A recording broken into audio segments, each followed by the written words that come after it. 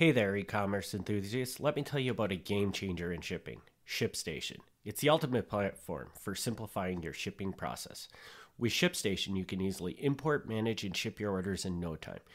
It integrates seamlessly with your favorite e-commerce platforms and carriers, ensuring a smooth workflow. Gain valuable insights with their powerful analytics and reporting tools. Say goodbye to shipping headaches. Visit krmpods.com/ship and level up your shipping game today. You're listening to Fox Cities Murder and Mayhem, your bi-weekly dose of true crime history in a small rural community of Wisconsin.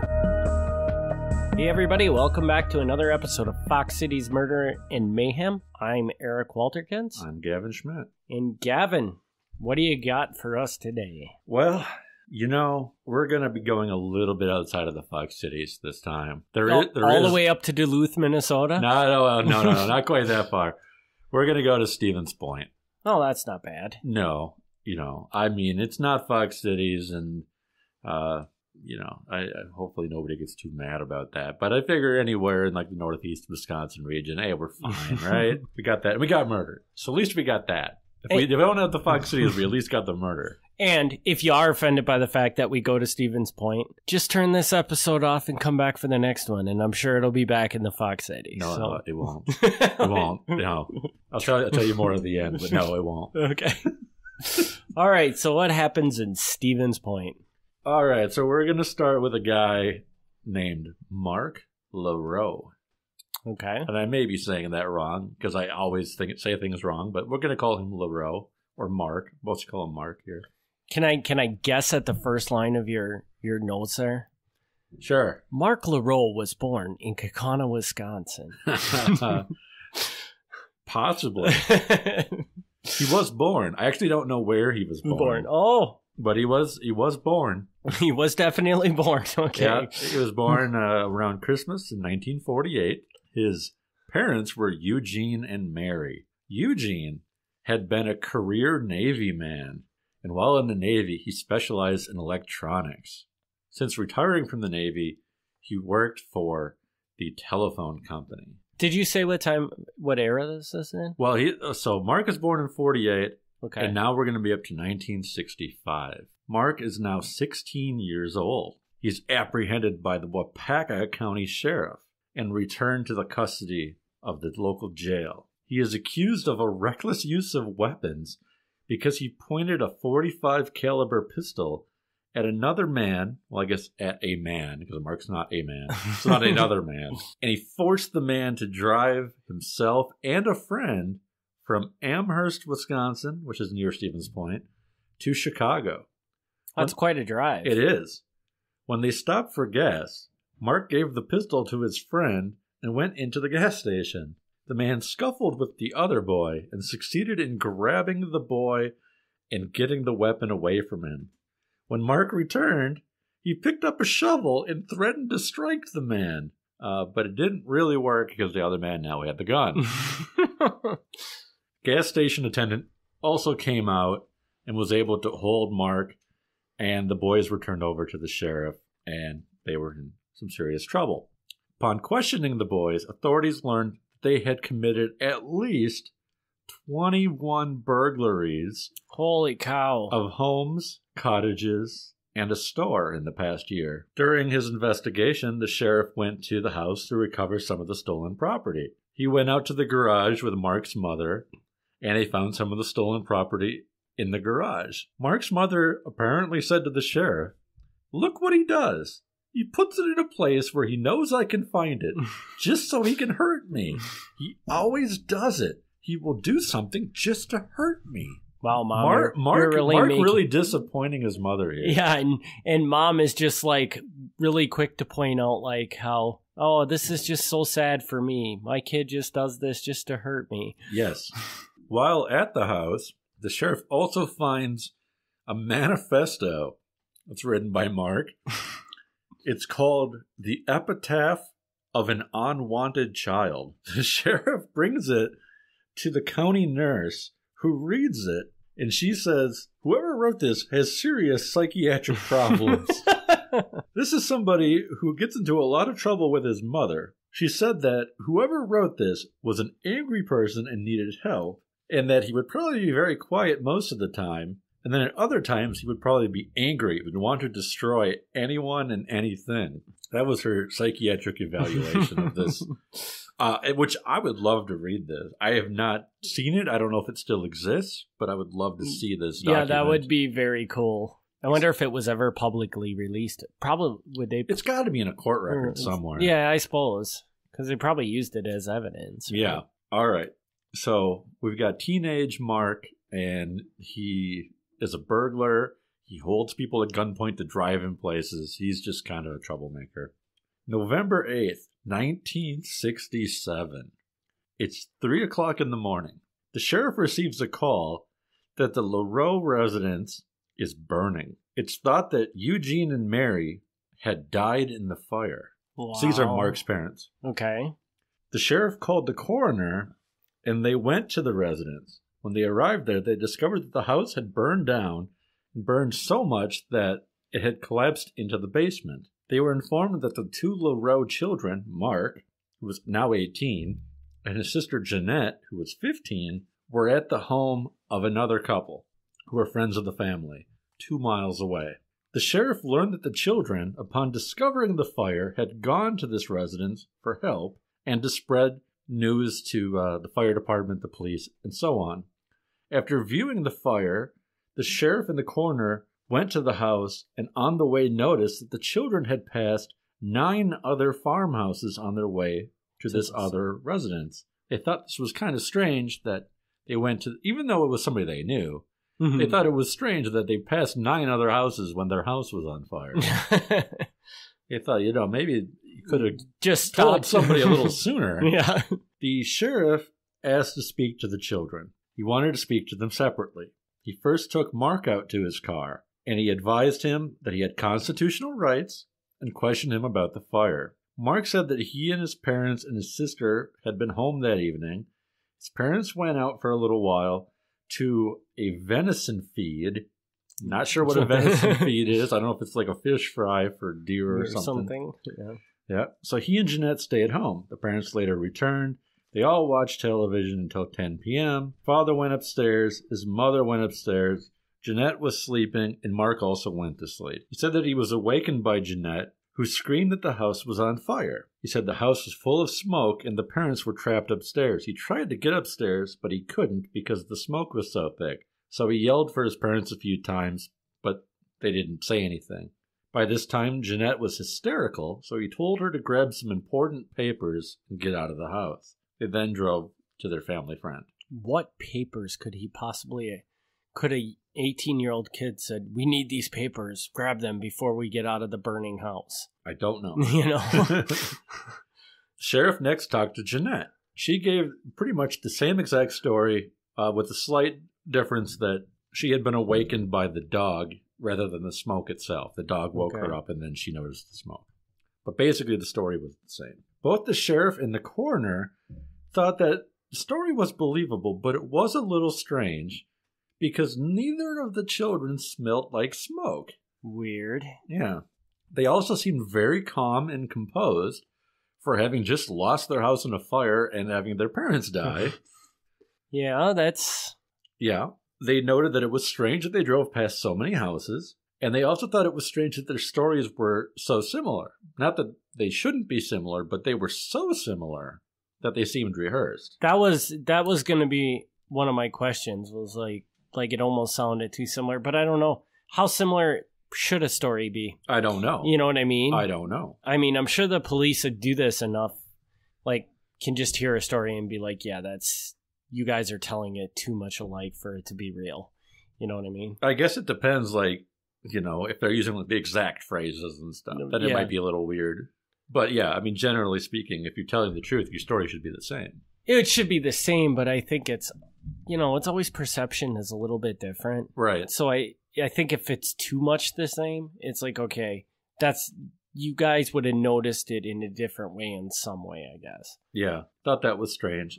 And finally, he thought it was strange that they had time to collect some papers before getting out of the house, but they didn't have enough time to actually get their parents out of the house. That is strange as well. I would still love to know what these papers said that were so important. The sheriff then said, recover whatever bodies you can out of the debris, and 2 charred bodies were recovered from the basement. No autopsy was performed at the time because of the difficulty the sheriff had experienced at the local level in getting them performed. I have no idea what that means, but that jumped out at me because apparently the sheriff has asked in the past to get an autopsy done, and whoever does the autopsies is like, nope. Which I would love to know more about that. I got a card game today. I can't do an autopsy. Yeah. So apparently, I don't know if he even asked for one this time, or if he was just like, I don't want to deal with that guy again. So no autopsies performed. Later in the day, the sheriff thinks about further questioning the children, but he decides, we'll just let it go for now, and that's fine. They'll come back later, and after a couple of days, we'll talk to them again. Eugene and Mary were buried a couple days later. Visiting at the home of this family friend was some other people. This is now basically the new home of the kids. They're now living with the family friend. And some friends came up from Chicago, and they all kind of stayed there after the funeral, and they had an evening together. Jeannette, one of the Leroux kids, the younger one, was there with her best friend, Kathy. Jeannette and Kathy spent some time together talking after the funeral. Jeannette said she had something to tell, but she wanted Kathy to keep it a secret. She said, "But if something happens to me, then you can tell other people. But don't tell anybody if nothing happens to me, because it's a secret." She then told Kathy that her and Mark were home alone watching television the night of the fire, when Mark suggested that they should get rid of their parents by poisoning them. Jeannette told Mark to shut up, but he persisted. After the parents had gone to sleep, Jeannette also went to sleep. She was awakened when she heard gunshots. Jeannette stayed in bed until Mark came into her bedroom and told her that he had shot their parents and that she should get packed. She said that at the time she was afraid of him. Mark then went upstairs and started the fire in the parents' bedroom with kerosene. They then went to their friend's house. Jeannette also told Kathy that before and after the funeral, Mark had bragged to Jeannette that he had gotten away with the perfect crime. Wow. Except for the fact that there is an eyewitness to it. Well, sure. At first, Kathy didn't tell anybody what Jeannette told her. But then they returned to their home in Chicago. And in fact, they didn't live in Chicago. They lived in Carpentersville. But I'm saying Chicago because nobody here is going to know where Carpentersville is. Except me and you, I guess. Well, you and I know because we know where the thrift shops are in Carpentersville. But other people, for the sake of other people, it's a suburb of Chicago. Yeah. And when she gets back, she tells her parents, and her parents are like, "Oh, well, that's not good." So they call up the family friend who lives in the Stevens Point area, and they say, "Hey, we're actually going to come back. We'll be back in a day or two. Is that cool? Can we come up?" And they're like, yeah, of course. You're welcome anytime. So they come back up. They don't say over the phone why. Mm-hmm. They come back up. And when they get there, they make sure that Mark and Jeannette are not around, and they tell the family friends about the story that they heard. And they said, "Oh." And the family friend then goes to the coroner and talks to the coroner. And he's like, "Yeah, we totally didn't do an autopsy on them or anything. So, it's possible. We didn't really look for bullet holes or anything like that." So they're like, "Oh, okay. It's kind of scary." And you think about it, the fact that there was no autopsy done, that kid almost got really, really lucky. Definitely. Definitely. Because if they would have done an autopsy, they would have without a doubt found the bullet holes. Absolutely. So now they set up this trap where the family friends invite Mark over for dinner. Now, Jeannette lives with the family friends. Mark has his own apartment in Stevens Point. They invite him over for dinner, and they're going to kind of spring this trap on him. Hey, let's see if we can get him to talk about some stuff. So they do that. But after further consideration, they're like, maybe that's a bad idea, because what if we do this, he freaks out, and then he shoots us? So after inviting him to dinner, they then alert the sheriff, and they tell the sheriff the story. And the sheriff's like, okay, so now I got to get to the apartment before he leaves the apartment to go to the dinner. To pick him up, or...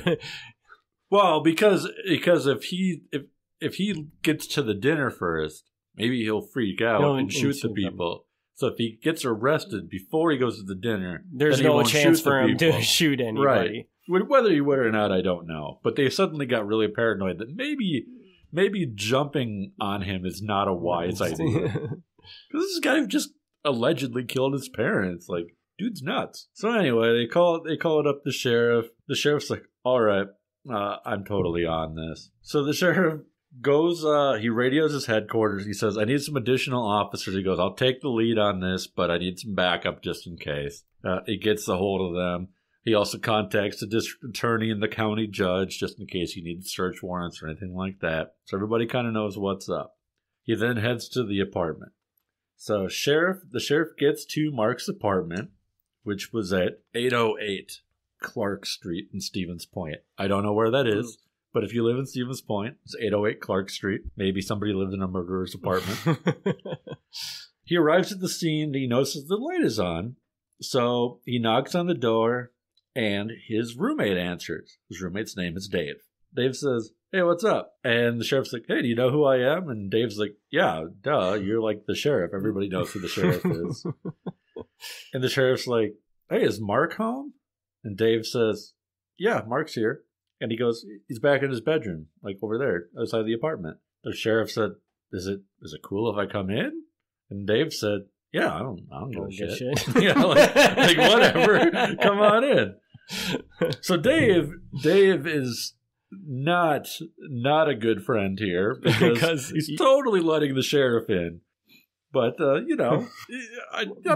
not blaming the guy, but... But I'm going to assume that Dave didn't know that Mark shot his parents. Dave might not know. I don't know what he did or didn't know. But, you're right. Let's assume that he didn't know why the sheriff wanted to talk to Mark. And I'm saying that he shot his parents only because I assume that's where we're going. But... It is. We shouldn't. Okay. It is. I mean, we're jumping ahead, but I think everybody kind of knows where the story is at this point. So the sheriff goes over to the bedroom, opens the bedroom door, and finds Mark and a young lady standing in the room, both completely naked. Nice. They're placed under arrest. Mark is informed that he's being arrested for the murder of his parents, and then he informs the young lady that she is being arrested for lewd and lascivious behavior. Which I'm pretty confident is going to get tossed out. I never heard what happened because they didn't report the name of the lady. But I don't think you can get in trouble for lewd and lascivious behavior in your own bedroom. Pretty sure that's not a thing. I'm guessing that got dropped. They were instructed to put their clothes on, and while they were doing that, the sheriff read them their rights. He then said, hey, Mark, you don't happen to have any guns in this room, do you? And Mark's like, matter of fact, I do. Just a minute. He's like, they're over there, under those pillows. And so the sheriff lifts up a couple of pillows, and underneath he does find a .25 caliber pistol, which later, after the ballistics test is run on them, turns out, sure enough, to be the gun that fired the bullets that were found in the head of his parents. So they did go back to the body? At this point, they did. At this point, they didn't do an autopsy originally, but they end up exhuming the bodies and running an autopsy. And there's very little in the autopsy because, they're completely burned. But this is the thing. Now, had he poisoned his parents, and I'm not giving anybody any suggestions here, had he poisoned his parents and they burned up, there would have been no evidence whatsoever. But if you shoot them in the head, no matter how burned they are, there's still bullets in the head. Yeah. So it's fairly obvious at that point that they're shot in the head. So his plan didn't go, he had a good idea, but didn't quite deliver on it the way he should have. So. Yeah. So, of course, now he's going to go to trial. They assemble a jury pool, and they find out they have to get a bigger jury pool than usual because apparently the Leroux family is apparently very well known. Of the first 24 people that were called to be part of the jury, 5 of them said they actually knew Mark personally. 3 others said that they had already formed an opinion based on the news coverage. So it took them multiple tries for them to get enough people. But they finally got 9 men and 3 women on the jury, and they were sequestered in the Whiting Motor Hotel. No jury had been sequestered in the county for almost 10 years. And that was when an Iranian student was accused of killing a man with a broken beer glass during a bar fight. Which maybe, if anybody cares, maybe someday we'll talk about that story. If you want to hear the story of the Iranian student with the broken beer glass in a bar fight. The motive was suggested to be greed. They had a $50,000 insurance policy, and Mark really wanted that $50,000. Really? And that was going to be, I guess this kind of moves into a question I asked. So there's no evidence, so he had a manifesto about something about with his parents. Yeah, I mean, I don't know what was in it, but based on the title, apparently he felt that his parents didn't want him. But nothing that's ever been reported suggests that the parents really were bad parents or anything like that they were neglecting him or anything. It was not really. We'll touch on that in a moment, but not really. But yes, this is the alleged motive, and you don't need a motive, to prove somebody killed someone. But it's nice to kind of get an idea of where they're coming from. And granted, this is the 1960s, so money went a little further then. $50,000 is not that much. He's not going to live off of that. They go to trial, and who's the star witness at the trial? It's his sister. Ooh. Jeannette claimed that Mark had repeatedly bragged of committing the perfect crime. He was often in trouble and did not get along with his father. Mark lived in an apartment in Stevens Point where he worked as an encyclopedia salesman.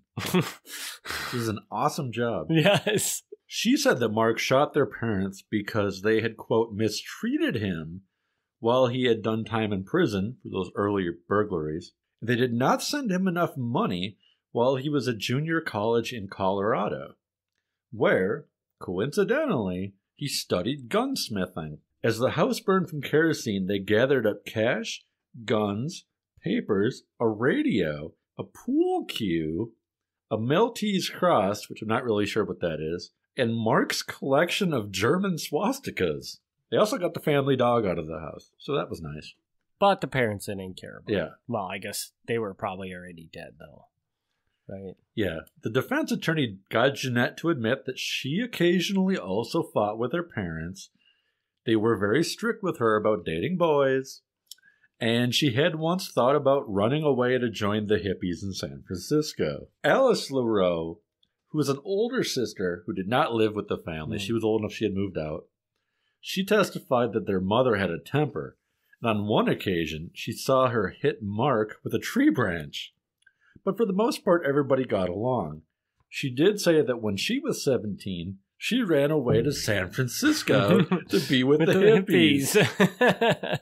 But she came back. At age 18, she moved out a second time, where she went to work as a dancer in Chicago. I don't know if she was really a dancer. Take that however you want.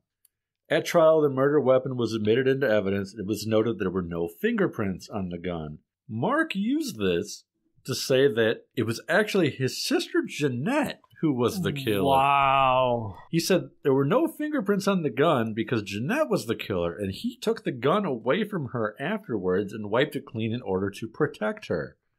He then also admitted to setting the fire because he didn't want his sister to get a bad name in the newspapers for killing the parents.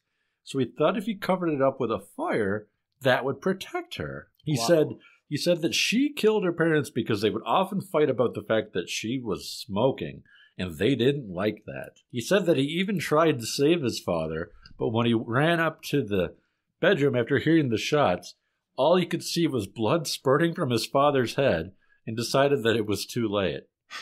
That's reasonable, I guess. Yeah. The defense also called the local priest.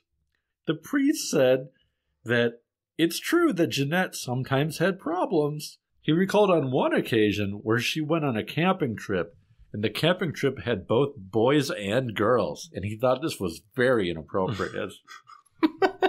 Like, what does that have to do with anything? Nothing at all. But serious, Okay. but dead serious. They called a priest, and he testified that she was a bad girl because she would go camping with boys. So, just putting that out there. I know it sounds incredibly stupid now, but apparently in the 60s, that would be a big scandal. Yeah. Well, ultimately, the jury returns 2 guilty verdicts of first-degree murder, and Mark is sentenced to 2 terms of life imprisonment by the judge. The sentence was to be served consecutively, which means one after the other. Mark still maintained his innocence. We're all up to he's now off to prison. There's a little more to the story, but have you got anything at this point? Well, the biggest question I would have is he still alive? No. Okay, he's not still alive. And I guess, do you have anything that... I mean, I personally, listening to the story, don't believe that his claim that the sister shot him, or the sister was actually the shooter, I don't believe that's really real. Right. But did they present any evidence to show that couldn't have happened? Because that certainly could be the scenario. It's not a bad defense. I think basically what happens is it comes down to this. The parents are shot and they're burned. And they know for a fact that the only 2 people in the house are Jeannette and Mark. Okay. So it's one or the other. Right. I think it comes down to it being Mark. 1, because he's got a bad history. But 2, because Jeannette went and told her friend after the fact. Yeah. Whereas if Jeannette had been the killer, and if she was smart, she wouldn't have told anybody. She would have said, like, yep, they're buried. I guess we got away with it. Yeah. Or she would have gone straight to the cops and said it was him to try and, spin it around on him. I mean, you're right. From what I was able to read, based just on the physical evidence, it honestly could have been either one. But I'm assuming that at trial, it came down against him because she was the one who came forward. And the other part of it was, too, he did have possession of the gun. Right. That's probably not probably helpful. Another big part of it, too. Right. Which you killed your parents with a gun. Why would you not get rid of the gun? It's a good point. Yeah, It's a good point. I'm not a master criminal, but I even know that. Like keeping a gun that I killed somebody with, probably not the best option. You're absolutely right. Even though he wiped it clean, if he would have got rid of it, they could not say what gun killed the parent. You're right. Anything you can do to break up the links back to you, good idea. Yeah. Not that I'm advocating or suggesting how you would do this, but you're right. All right, so what's the rest of the story? Okay. So he's in prison for these 2 life terms. A few years after he's in prison, the governor reduces his sentence from 2 consecutive life terms down to 2 concurrent life terms, which means he's serving them at the exact same time. Okay. And you would say, well, what difference does that make? Well, he's either serving life followed by life, or he's serving 2 life terms, which is still life. But doesn't life have a year length on it? It does. Okay. It does. That's what I thought. I mean, life can be life. I mean, that's literally what it means. But it matters when you're eligible for parole. Oh, okay. If they had been served one after the other, he wouldn't have been eligible for parole until significantly later, because he'd have to serve the minimum of the first sentence before the second one even started. But by serving them at the same time, as soon as one of them is eligible, they're both eligible. He actually becomes eligible about 11 years earlier than he otherwise would have been. And once you're eligible for parole, at least back at this time, I don't know if this is still true, back in this time, what you would do is you would get transferred. So you start out, if you're a murderer, you're usually in Waupun. Okay. Because Waupun is the nasty prison. That's the big bad prison in Wisconsin. That's where the worst people go. But if you're up for parole, at least in this time, you didn't stay in Waupun anymore. They sent you to a medium security prison because, hey, we'll lighten up on you a little bit. You're probably getting out in a couple years. So they move him to a lighter security prison in Fox Lake. And I don't know if you're familiar with Fox Lake Prison. Isn't Fox Lake Prison now the one that's all women? I don't know about that. I know the women's prison is Taycheedah. I don't know about... Isn't that in Fox Lake? No. Okay. Taycheedah is near Fond du Lac. Fox Lake is... It's actually not that far from Waupun. It's where our friend Jason used to work. Oh, okay. He worked in Fox Lake. Okay, gotcha. Which really stunk because he had to drive like an hour and a half to work every day. But that's a whole other story. Anyway, so he goes there. What do you suppose happens at this point? He gets killed? I don't know. No, he doesn't get killed. Good guess, but no. So he gets transferred. He gets parole? Nope. Okay. He kills somebody in prison? Nope. All right, you just got to tell me because I have no idea. Okay. So they move him from this maximum security prison to this lighter security prison. But we already know this guy's nuts, right? So he tries to escape? He tries to escape, and he succeeds. Really? Yes. Good on him. So he's at Fox Lake Prison, and one day he's working outside on some sort of a plumbing problem. I don't really know what. But it's him and another guy, and a guard is watching over them, with a rifle or whatever. And him and the other guy somehow get the better of the guard, tie him up, take the rifle or shotgun, whatever it is that he has, get in the prison truck, and drive off. Okay. So they're gone. They drop off the prison truck, a few miles away, where they steal a second car. And they get even further still. And at that point, they steal a third car. Wow. And they go separate at this point. The guy he's with ends up getting caught within a matter of 2 days. And this other guy, I mean, just my opinion, but kind of dumb. Okay. Because he's escaped from prison. His sentence before escaping from prison was 3 years. Oh my God, really? Yeah. Now, I don't know this, but I'm willing to bet that when you've been a prison escapee, you probably get some serious time added on to this. Yes, you do. So he's not getting out in 3 years anymore. Yeah. Whereas if you got life in prison, I mean, I'm not going to fault a guy for trying to escape. So this guy's got in a couple days, but not Mark. Mark gets away, and he actually stays out for almost a whole year. He gets all the way down to Illinois, down to Winthrop Harbor, which, for people who don't know, it's basically like just the other side of like Kenosha. Okay. It's like in the Waukegan area, where he's caught. He was actually a suspect in a string of armed robberies, which is how he gets caught, and he's held in jail. Turns out he's not the guy committing the armed robberies. but once he's in the jail and, they run his prints and everything, it's like, oh. Well, we stumbled onto something here, huh? An escaped murderer. So he ends up going back to the prison. There's still one tiny more piece. But if you got anything, stop me now. No, I'll go for it. Okay. I know this is probably one of our longer episodes, but really dragging this story out here. He goes back to prison. Believe it or not, even though he's got 2 life sentences and a prison escape, he does actually get parole. Holy crap. How long does it take him to get parole? A little while. Yeah. I mean, he gets some additional. He doesn't get to get out like the next year. But they still give him parole. He gets out.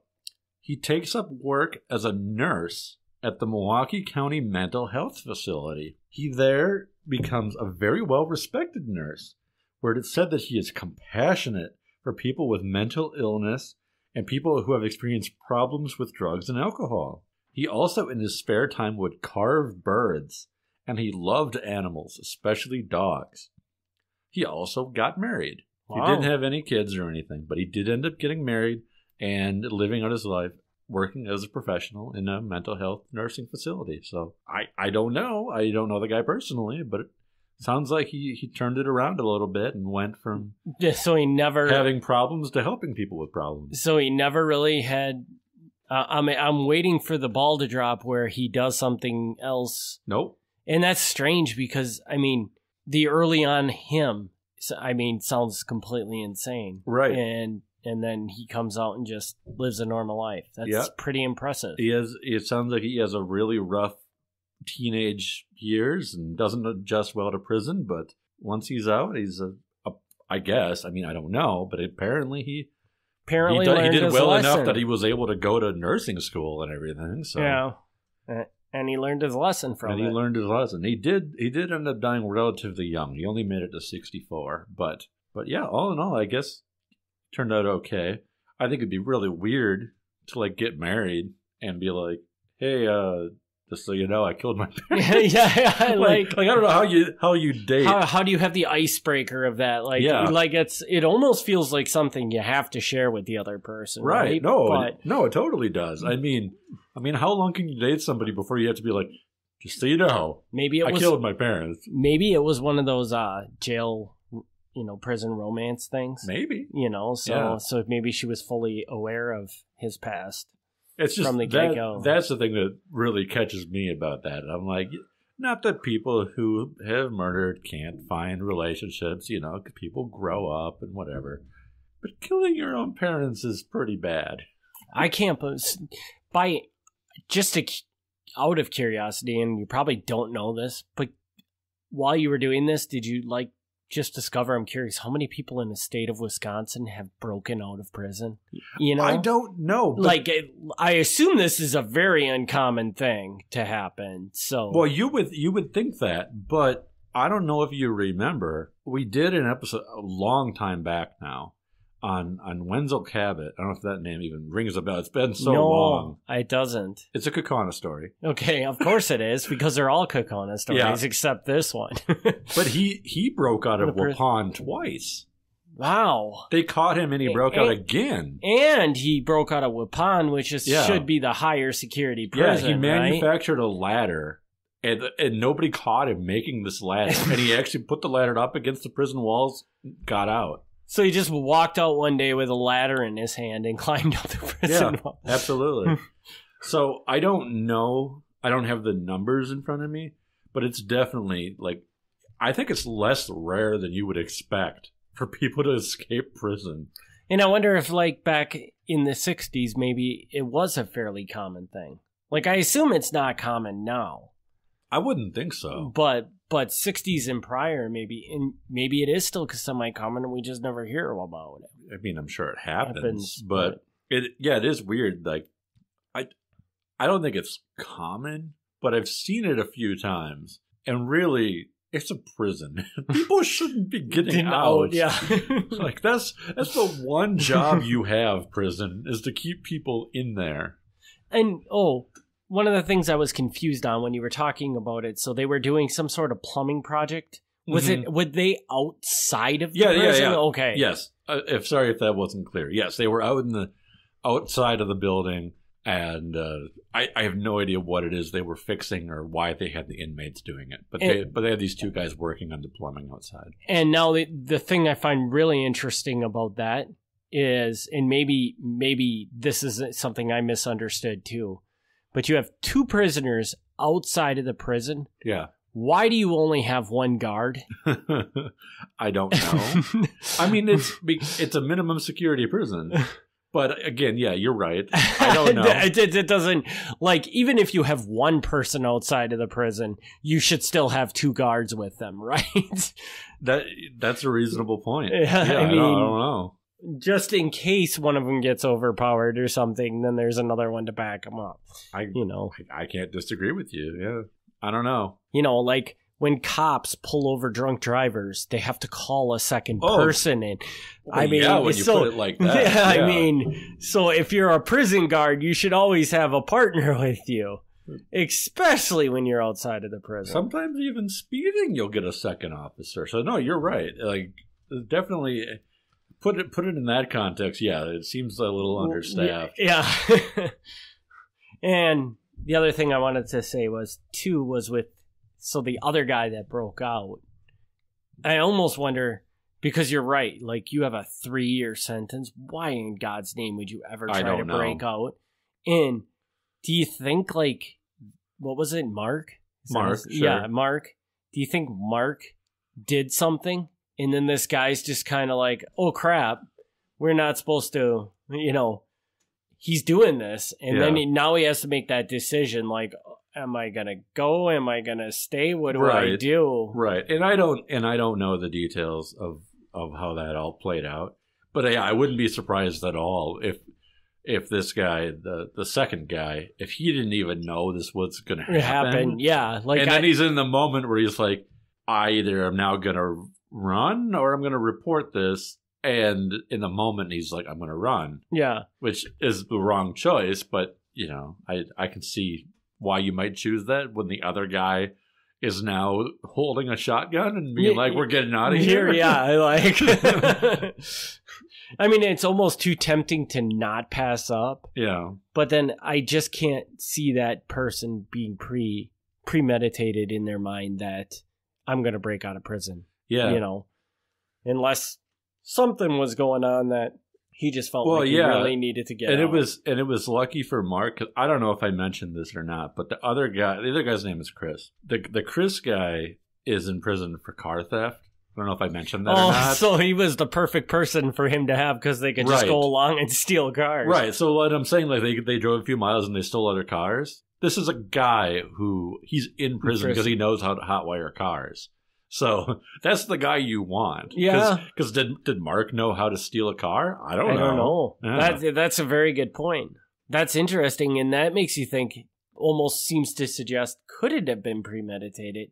And somehow he picked this guy I don't know. as the right person. I don't know. Yeah. Well, needless to say, another very, very interesting story. Something that I don't expect to ever hear. So, prison breaks. And break. I mean, you people out there that are listening to this podcast, you are blessed. Because these are some good stories that nobody ever gets to hear. Well, I left out the most important part of the story, actually, now that I think about it. Oh, what is the most important? Oh, between being convicted and going to prison, he tattooed the entire blueprints of the prison on his body. And changed his name to Michael Schofield? Yeah. Did that. And if anybody doesn't understand that reference, I'm sorry, but... No, he did not do that. And he's not really dead. He's actually in Panama right now. Yeah. So. Bad joke. Yeah. Bad joke. All right. Well, I think that'll wrap another one of these episodes up. Thanks, everybody, for tuning in. We will be back in 2 weeks with another episode. If you haven't already, start listening to Milwaukee Mafia. Mm-hmm. And I feel inclined to mention that if you don't listen to Milwaukee Mafia now has its own craft beer. And, well, not its own craft beer, but a craft beer shared across 5 different podcasts or so. But if you're in the Appleton area, go to Fleischmann's Brewing. It came out on February 10th. Pick up a 6-pack and you'll have a cool-looking thing that if you look at real small, you can see the Milwaukee Mafia logo on it. It's not that small. So they did all we right. haven't really seen it yet, so we don't know. But they had to kind of fill in. It looked good in the mock-up. Yeah, and they had to fill in the artwork. And we were blessed because they didn't have enough podcast artwork to create the full image. So, like, they took all Milwaukee Mafia images and filled in the remaining holes. Yeah. So if you look at it, you'll see that there's a ton of Milwaukee Mafia logos, and then It's very nice. So, well, and I know we're already like way over our usual time, but I'm going to also add we're not coming back to the Fox Cities because the next two episodes are Sheboygan stories. Oh, well, Sheboygan's close too. Yeah, so. Because by the time people hear this, I'm sorry that we couldn't do it earlier, but by the time people hear this, I'll have had a presentation in Sheboygan. I think it's actually in Sheboygan Falls, but regardless. So for those who cannot attend, and at this point I can't even tell you to attend because you would have missed it, but for those who can't attend, the notes will be turned into podcast episodes. So you still get to hear the stories even though you're not there. Super. Well, we're excited for those, and we will be back in 2 weeks, whenever that 2 weeks is. Not sure. I think it's like April at this point, right? Pretty close. Yeah. Yeah. So, but, all right. Thanks, everybody, for tuning in. We'll see you in 2 weeks. All right. Have a good night. Thanks for tuning in to Fox Cities Murder and Mayhem. Join us in 2 weeks for another exciting episode of Murder and Mayhem.